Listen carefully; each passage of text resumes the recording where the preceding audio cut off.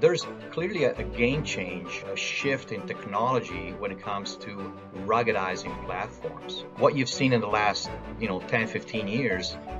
is a trend of looking at packages and closures, switchgear, and really providing all sorts of level of IP protection from the outside using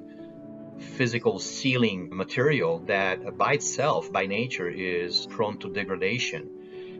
and can cause ingress of all sorts of corrosive agents. I've seen customers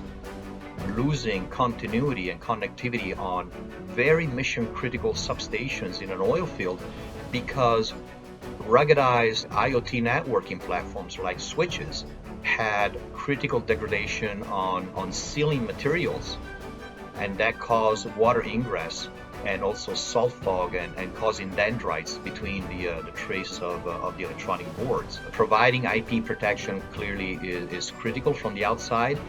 but the value proposition, the unique benefit, and the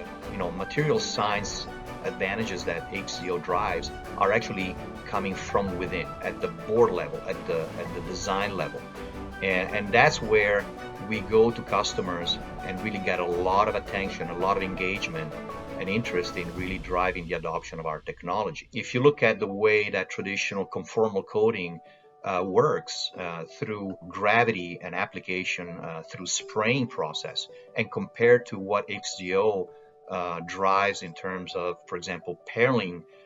chemical layer deposition, it's far more advanced and it's far more beneficial in terms of having a 3D coating providing a much more thorough and complete overarching sealing of every component on the board.